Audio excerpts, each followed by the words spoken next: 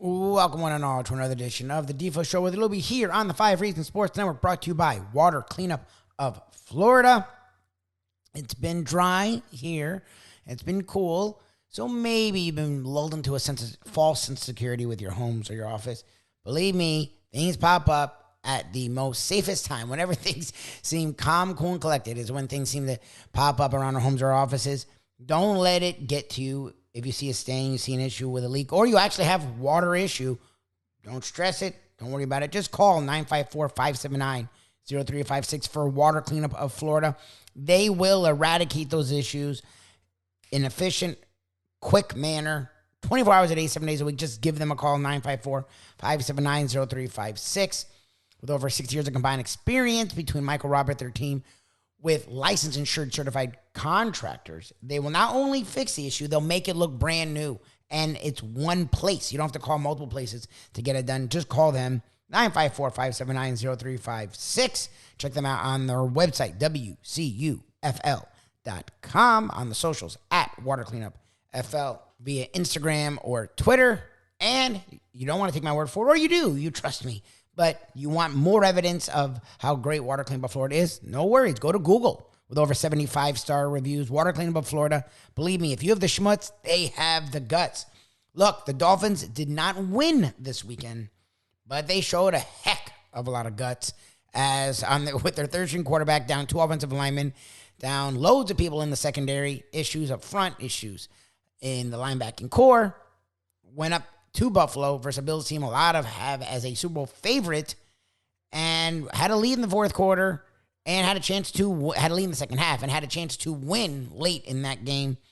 We talked a lot today about the Miami Dolphins loss, but success this season with NFL agent Brett Tessler and CBS 4's own John Congemi today on the Defo Show with Lubie on the 5 Reasons Sports Network. Let's bring in Brett Tessler, the agent to the stars here. Let's get into this game a little bit. I gave the Dolphins no chance. I'm thinking, a 35-10 shellacking would have been admirable and respectable performance. Skylar Thompson, I know we've been impressed by certain things that he does. He's not a total bust by any stretch of the imagination, but, not necessarily the guy that you want to go with. Most of the theories, Brett, and, there's no way. I mean, these are so hypothetical that I'm not sure that it's worth trying to, hypothesize about, but people will say that if the Dolphins have Tua in that game, they win that game. I'm not sure. I mean, you never know how a thing would have gone. I mean, Tua could have got knocked out on the first play, could have thrown a pick, whatever. But the fact that the Dolphins were in that game says what to you? I mean, that kind of amazed me that they actually had a lead in the second half of the ball game, and I kept fighting right to the bitter end. Yeah, to their credit, they fought hard. They went with what they got, and naturally, a team is going to be better with a guy like Raheem Mostert than without. A team is going to be better with some of the other linemen, even some of their backup linemen who are out, which had to open the door to third-string linemen. Typically, a team is going to be better, with those guys as opposed to without. But the reality of the situation is this, in this league, any team can win any game and, in any situation. And in order for the Dolphins to be able to be competitive in a game like this, they were going to need some things to go their way. And that was the case. You saw some deflection interceptions the Dolphins were able to get on Josh Allen. And so because of that, it allowed the game to be closer than it probably would have been if it was just a straight up game. Meaning, there's some games where nothing fluky happens. It's just one team playing their best against the other team playing their best, and one team is just clearly the better team. In this case, I think everybody realizes Buffalo is just a superior team, period. Starting with quarterback, offensive line, defense. I mean, don't even get me started. So, some things went the Dolphins' way, which allowed the game to be a little closer than you might have expected. But on the other hand, again, to their credit, they did what they could. I thought they put up a real respectable performance.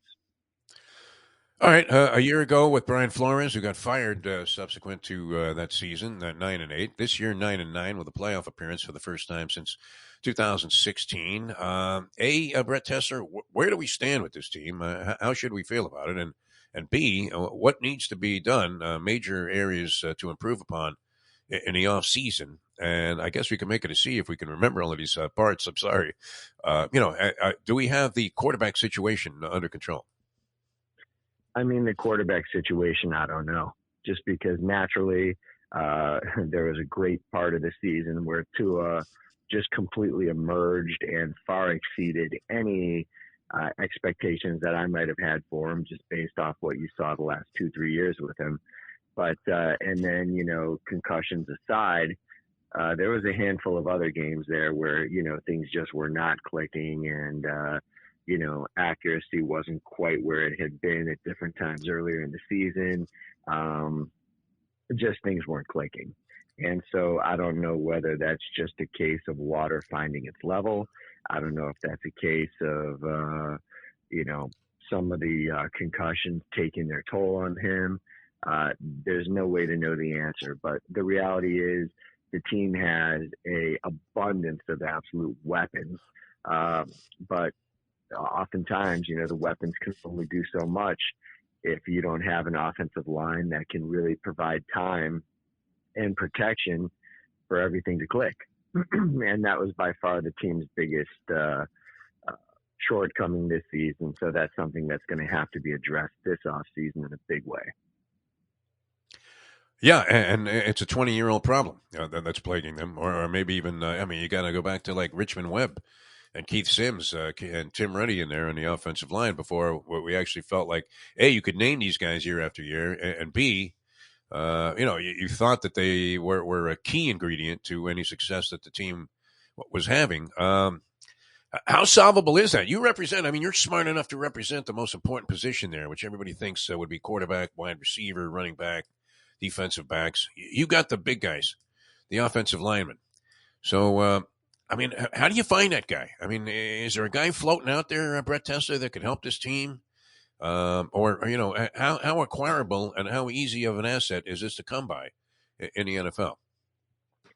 It depends on the position. I mean, if you're talking about a franchise left tackle, those guys typically have to be gotten high up in the draft, just like a franchise quarterback. You don't find those guys in their prime hitting the open market because either they're getting franchise tagged or their team has already wrapped them up way before, you know, they even get close to hitting free agency. So as far as guards and stuff like that, you know, you can find talent at those positions all through, you know, the mid to late rounds. Right tackle you can find through the mid to late rounds.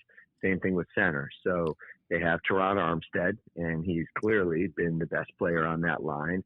Sure, he's had some injury issues, but that's just the way it goes. And, you know, so I think, you know, the other positions they can take a good hard look at, either in, you know, adding value and depth in free agency, as well as really directing some of their draft capital to really trying to bolster that unit overall. Because, again, you know, in watching it this season, I think it's clear that's what they need. There he is. All right. And we're hoping he carries the entire hour here because Defo's dying. I'm hurt, man. I definitely am. John Kajemi. All right. I gave the Dolphins no shot. And especially, I mean, before it was 17-0, which could have easily been anticipated. I had the game at 35-10. Yes. With a late 30. touchdown. I was like, if they can be within less than 30, good for them. Yeah. So I gave them no chance. I really I didn't think they had a shot there against Buffalo, emotionally charged city there with DeMar Hamlin coming back and showing up, you know, in town. You know, and I think Buffalo at this point, obviously with the injuries, just had a better team. So what did you make of this dogfight that game turned out to be? What was your impression? I kind of had the same feeling you guys did. I mean, it shouldn't have been 17-0. It should have been 21-0. You know, Dawson Knox catches the football in the back of the end zone. I think it's a different game. But you kind of, you know, 17-0, you hold them to a field goal there, you get a break, you make a couple plays, maybe you're back in it. But I had it, you know, 30-something 13, 30-something 17 as a score going in. But you have to credit the Miami Dolphins and what they did on offense with all the drops early and with all the missed opportunities early. They kept fighting back, and it goes to the other side of the football. I mean, the defense, I know 7 sacks looks ominous on a score sheet, but the way they harassed Allen, the way they were able to make plays defensively, get some interceptions, get some turnovers for scores. I mean, that was the difference in the game. Every time you felt like Buffalo was going to separate and stay separated from the Dolphins, the defense made a play or forced Josh Allen into making some bad plays or bad decisions, and tightened the gap and gave their entire team a chance to win in the second half. Heck, when they took the lead after the strip sack fumble touchdown, you're thinking, no way. There's no way this team can hang on. And they were going punch for punch for a while with arguably could be the best team in the National Football League. Yeah, it was amazing to see. Those that were inclined to lay 13.5 with the Bills obviously were suffering body blows throughout the entire game, except for the 17 Zippo start. All right. Where does that leave us, John Kachemi? At 9-9 on the season, made the playoffs for the first time in 6 years. First-year head coach.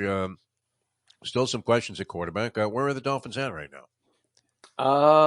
Probably in a better spot than Adam Gase was the first year that he led the Dolphins to, the playoffs, because the expectations now are enormous. But I don't think that team had the players that this team has. I don't think the roster was even close to where you can compare both teams and go, wow, I'd rather have McDaniel's opportunity at 9-9 with the offensive weapons that you have, with the playmakers on defense, and have a chance to do it again and either get closer to the Buffalo Bills, a couple of games. When you think about it, Defo, 3 games with the Buffalo Bills, they're 1-2, but 4 points separate them, in those games. And you would have, how about that line, the beginning of the season? There's nobody would have taken that. They would have said Buffalo is going to win all 3. It's going to be a score of, a score differential of 30 points probably. And, the Dolphins are clearly the, second or third best team in the division. But I think they've closed the gap. I know they're not there yet, but they've definitely challenged to close the gap. Well, look, and when the big difference, look, people say, well, Flores was 9-8 and they were 9-8. What's the difference? That you just said it. The separate, because even Flores at his best, they got pummeled by the Bills. Yeah. It became a joke. The Bills and Dolphins were never as far apart as when Brian Flores and maybe a little bit of Adam Gase was the coach. In 1 year, McDaniels turned that around, and you could say they match up well. Well, they didn't match up well last year. So, to me, that right there says what Mike McDaniels doing with this team and how much superior they are to last year's and even years prior. The question I have is this. Look, when you look at holes on the roster, to me, there's 5 or 6 glaring holes, which in the past would have been 25. So 5 or 6, you can fix in an offseason. My question to you, and we've talked about the gentleman a lot, is Chris Grier the guy we trust to fix those holes? Because the draft and free agency are places he's failed miserably. And those are the 2. You don't have money for trades. And you don't have assets. You're going to have to use your 5 draft picks and whatever money you have after cuts to fill this roster out. And I don't know if I trust Chris Grier to do that. Well, one thing, I guess, guys, Chris Grier doesn't have to worry about the draft because the Dolphins don't really have one, right? Yeah. They've kind of, they're all in now this year, next year, what they've done with Bradley Chubb, and you get Tyreek Hill, and you get those pieces around. I like Chris Grier. I trust Chris Grier, what we're trying to do, because I think it's more of plug and play now. I mean, basically your roster's filled out. What you see on the roster, you have. Now, whether you can make moves, you're not going to be able to sign Gesicki again because he was on a 1-year, $12, $13 million deal. For what they used him for, that was probably the last catch, Mike, touchdown in a Dolphin uniform, right? Brandon Jones, if you can renegotiate and get his number down, great. If you can't, I don't see him being on the roster. So right there, you've got a lot of money where you had tied up into guys where you're thinking, okay, what can we do? What can we do here? Well, Probably not going to get a dynamic Jones. Tight end, because what they're asking the tight ends to do here is not what San Francisco has the luxury of, in the blended guy that can block and catch and doesn't care if he's getting the ball 10 times a game. That's just the way they roll. And I think that's the way the Dolphins tight end position is going to go when you have guys like Waddle and Hill on the outside. And I think running back's been a lot better. You had Mostert and Wilson come in as a 1-2 punch. I guess the questions I will have, all right, is Tua your guy? And if Tua is your guy, then, you got to find, is Skyler the backup? Because I don't think Teddy's going to be there. And that's going to free up another $5 or $6 million on the roster. Yeah. Because that was a 1-year deal. So it's not like Chris Greer can't make moves in free agency when a lot of these things are going to be June 1 or after to save the Dolphins money. But I do think there are opportunities for him. Question on the offensive line. What do you do with Austin Jackson? What do you do with Eichenberg? The guys that filled in, they filled in admirably. But if you're going into a season and you're all in, are those your guys? Those are the things I believe that Chris Greer has to answer. And where do you upgrade on defense at the linebacker spot? Defensive line, defensive ends, rush guys, great. Half the secondary, really good. If you get Jones back in the middle along with Holland, I think that's a great safety combination. You got X still out there. He's getting a little bit up there, but still is going to give you what you need on the side, and you're paying him so much money, he's got to play. So I think the questions are, the big one is Tua. Are you satisfied with his progression? Is that your guy? And if it is, then you've got to help him out front again. And that's been a question for the last 20 years, I think. Little kid comes up to you on the street, recognizes you from your many television appearances in association with the Dolphins and Dolphin coverage, and says, hey, John, would we be better off having Derek Carr or Lamar Jackson at quarterback next year? Do you brush your kid off? I mean, what's your response? Where do you weigh in on any of that? Well, if you have Lamar Jackson, great quarterback, you're going to change your offense again. I don't know if you're going to stay with a lot of the things that you're doing. I mean, you probably have to trim some of the things off. Maybe he can. Maybe he can fit in nicely. That's for McDaniel to kind of evaluate if you're going down that road. Now, Derek Carr, he's a gunslinger, and I don't know if I thought the dynamic was going to be the perfect scenario for the Raiders this year. You go out and you get a stud wide receiver, you pair him up with a quarterback that's been playing at a high level. They just had, the house of cards fall around them, this year. And you're going to have seasons like that. And when you do, people move. And Derek Carr, is being shown the door. So are those two options better than what you have here with Tua? I don't know. It all depends on what you're deciding to run and how you're going to look offensively. Yeah, NFL agent Brett Tessler and John Kajemi said very interesting things about the Dolphins season. Was it an A? I don't know, but it felt like a success. The offense feels like it's taking a step forward. The defense, this last game, they weren't perfect, but you saw what could be with Chubb, Wilkins, Sealer, and Jalen Phillips up front. If you can get Brandon Jones back healthy in the safety position, if you can have Troy Williams, who showed a lot of promise before he got hurt, before the season even started, probably going to get rid of Byron Jones and use that money maybe elsewhere. Gesicki will be gone. So even though they're over the cap, there's ways to cut guys and restructure contracts to get some money to fill the needs you have. The Dolphins feel close. They really do. And I know we're sick of hearing that because they haven't won in 40 years, 50 years. They haven't won a Super Bowl in 49 years. It's 50 years this year. They won since their last Super Bowl victory. They haven't been to a Super Bowl in 40 years. And they haven't been in an AFC championship game period in 30 years. So I get it. Believe me, my whole life, I haven't seen this franchise win. But it feels like they're getting there. What's Tua? Who's Tua? That's the biggest question. Tua actually is good. And Defo still has questions on the field because he didn't watch him. Tua's legit when he's healthy. That's the question. Will he be healthy? It feels like he's going to miss 4 to 5 games every year. And you can't make that guy your franchise guy. You just can't. And that's what the Ravens are having questions with Lamar Jackson. It's only been 2 years where he's really been hurt, but that's 2 years in a row that he's been hurt. Are you going to give a guy a huge $200 million extension that no matter what, he's going to miss 4 or 5 games? And that's the thing with Tua. He's going to be the guy next year. They've already said it. You have him on the rookie deal. You're not going to waste that. He is a top 10 quarterback when healthy. I mean, statistically, he's top 5, but we don't want to put him that high fine. He's top 10 when healthy. So you ride with Tua. You make tweaks here and there. I just wonder if Chris Greer's the guy to make those tweaks. I think he struggled in free agency in the draft. They only have 5 picks. He's had 8 to 10 picks in drafts and struggled. So with 5, I don't know. And free agency, he's been a disaster. So we'll see. It feels like they're going to keep Chris Greer. We'll see what he does going forward. The Miami Heat had been a little hot of late. Struggled with the Atlanta Hawks this weekend, Sunday actually, or Monday. Struggled with the Atlanta Hawks Monday.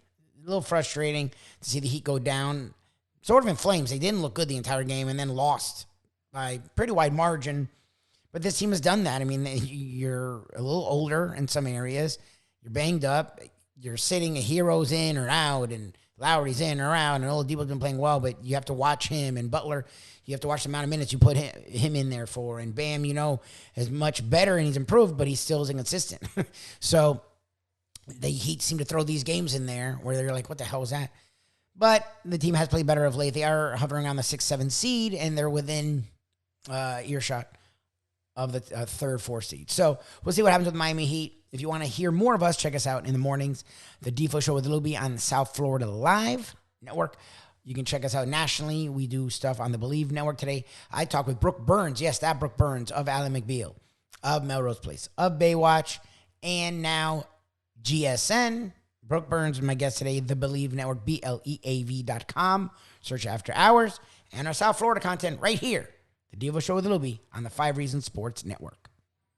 From the newly renovated sports bar to the beautiful bayside views captured at the Tiki Bar, Jimmy Johnson's Big Chill has it all. Located at mile marker 104, the Big Chill also offers waterfront dining while experiencing breathtaking sunset views of the Florida Keys. It's simply the hottest spot in the Keys to cool off. That's Jimmy Johnson's Big Chill at mile marker 104 in Key Largo. For more information, call today at 305-453-9066. These days, we're all looking for comfort anywhere we can find it. Thank goodness for Landlubbers Raw Bar and Grill in Plantation, because they are making sure you are as comfortable as possible. First of all, they're not only open for delivery and pickup. All you have to do is go to landlubbersbarandgrill.com for both pickup and free delivery. You're going to have the best wings in the world.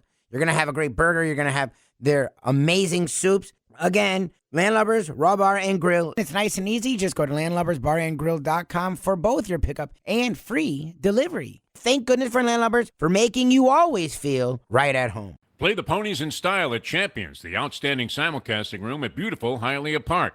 Yes, the grand old lady of thoroughbred racing has never been more vibrant, and you can wager on the races from the top tracks around the country while enjoying a cocktail at the Brass Rail Bar or any of the fine food served throughout the facility.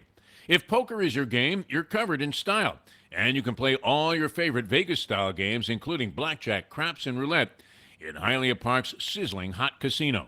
Get a player's card when you walk through the door for all kinds of generous amenities, including our favorite, free play, when you come out to the ultimate casino and entertainment destination, Hialeah Park.